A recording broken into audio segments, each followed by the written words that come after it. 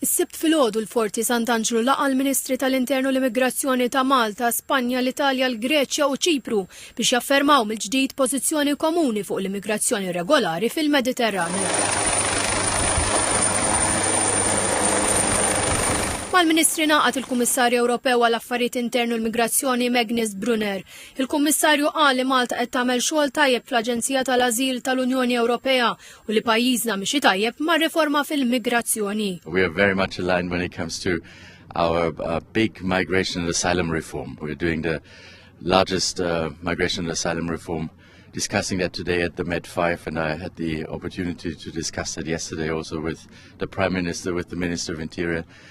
One very important point is the implementation of the pact. Għal is-sistema ta' ripatrijazzjoni tal-immigranti regolari fl-Unjoni Ewropea huwa wieħed mill-punti li dwaru titissir aktar ħidma. Only 1 out of 5 people who are illegally in the European Union are actually being returned.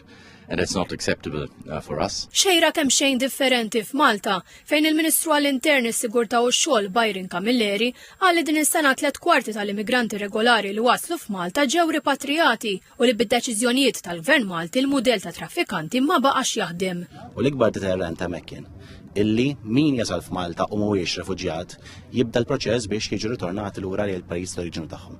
Kien hemm snin biżna 80%, dis-sena diġà qegħdin 75% l-ekwivalenti tal-wasliet. F'konferenza konġunta wara l-laqat, il-Ministru qal li l-5 pajjiżi qablu li jimbuttaw ir-responsabbiltà u s-solidarjetà Ewropea sal-massimu.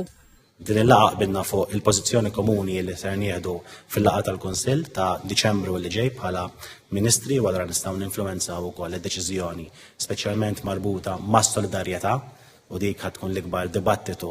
Qali bitnaqqis fil-wasliet illum Malta m'għandix bżonn burden sharing, tant li ma tniżlix fil-lista tal-Kummissjoni Ewropea ta' pajjiżi taħt pressjoni migratorja. Sa iżda li s-sitwazzjoni tista' tinbidel u Malta tibqa' vulnerabbli.